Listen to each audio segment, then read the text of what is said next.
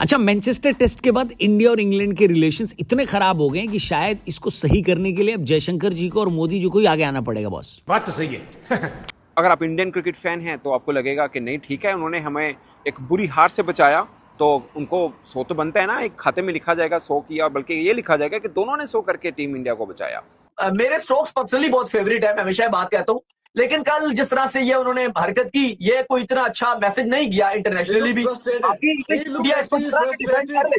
English media और x cricketer England की जितना भी इसको डिफेंड कर ले, लेकिन वही बात है कि फिर कहाँ चिटा है, ये वाली जो एग्जांपल है वही होगी, लेकिन एक्चुअली आप इसको जस्टिफाई नहीं कर सकते। बल्कि कल जो लास्ट आपने 10 मिनट का जो गेम देखा, बेन स्टोक्स इंग्लैंड के खिलाड़ी जिस तरह झुंझलाए, अब लड़ाई कहें या जो मर्जी कहें, फिर स्पोर्ट्समैन स्पिरिट की बात आ गई और पूरी दुनिया में इसकी चर्चा हो रही है और सब ये मान रहे हैं कि यार बेन स्टोक्स को ये करना नहीं चाहिए था। जो बेन स्टोक्स, उसको बहुत जल्दी थी हाथ मिलाने की, और वो जब चाह रहा था कि 100 ना हो, ना जडेजा का ना वाशिंगटन सुंदर का, एक 80 पे खेल रहा था और एक 89 पे खेल रहा था, 89 आई गेस, मैंने ठीक ही बोला, 89 को 89 बोलते हैं आई गेस।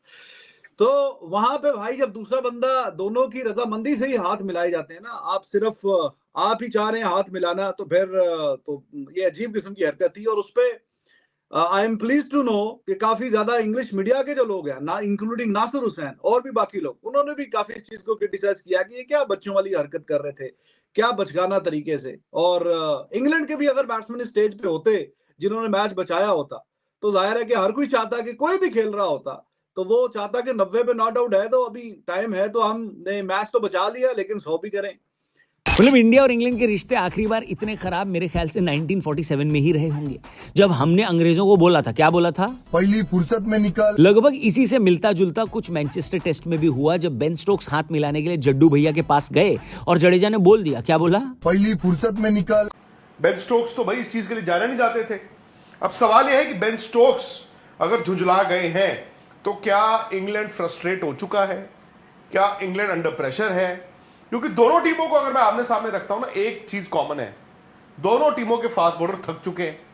अब सवाल यह कि 11 इंग्लैंड और 11 जो है वो इंडिया की, मतलब फास्ट बॉलिंग के लिहाज से कैसी बनती है।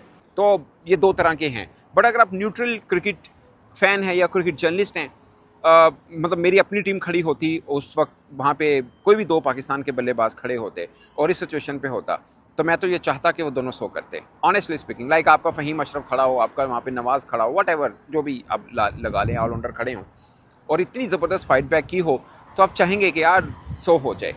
उसके बाद मैच ख़त्म होता है, दोनों का 100 हो जाता है, मैच ड्रॉ हो जाता है, बेन स्टोक आते हैं। अब ये दोबारा से वीडियो में तरतीब देख लीजिएगा, सबसे पहले में खड़े होते हैं अंपायर, फिर होता है वाशिंगटन सुंदर, फिर बेन डकिट खड़े होते हैं और आखिर में खड़े होते हैं जडेजा। यूँ तरतीब से आ रहे होते हैं। और बेन स्टोक आते हैं, वो पहले अंपायर से सलाम लेते हैं, फिर स्किप करते हैं वाशिंगटन सुंदर को, बेन डकिट से सलाम लेते हैं और फिर जडेजा से सलाम लिए बगैर बल्कि वहीं से वापस हो जाते हैं। फिर बाद में जडेजा और दोनों के बीच में तल्ख जुल्मों का लगता है कि कोई एनिमेटेड टॉक हुई है दोनों के बीच में। अब क्या हुई है no one knows, but handshake नहीं हुआ।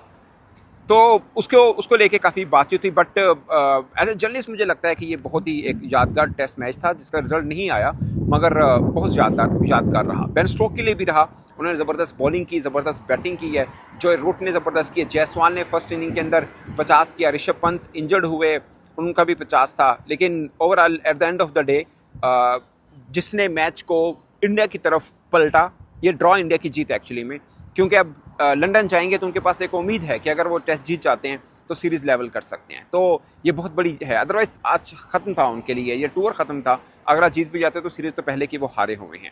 तो यार कैसे पागल लोग हैं ये मीडिया वाले, ये हाथ मिलाने की बात कर रहे हैं।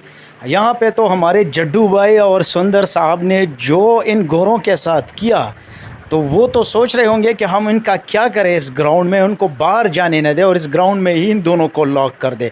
उनकी उम्मीदें जो है ना तबाह कर दी, उनकी उम्मीदों पर पानी फेर दिया, दिल के अरमा आंसू में बह गए। वो वाला सीन हुआ उनके साथ, क्योंकि उनको तो लग रहा था कि आराम से मैच जीत जाएंगे और बस हम सीरीज़ जो है अपने नाम कर लेंगे और इंडिया बाय बाय टाटा हो जाएगा। लेकिन क्या है जी, वहाँ पे क्रीज पर जो बल्लेबाज मौजूद थे ना, उनका नाम सुनकर बहुत बड़े बड़े अच्छे अच्छे गेंदबाजों की जो है ना टांगे कांपती है। जड्डू भाई और वाशिंगटन सुंदर, और इससे पहले तो राहुल और शुभमन गिल कप्तान साहब ने अपना काम दिखाया था। मैच को बिल्कुल एक तरफ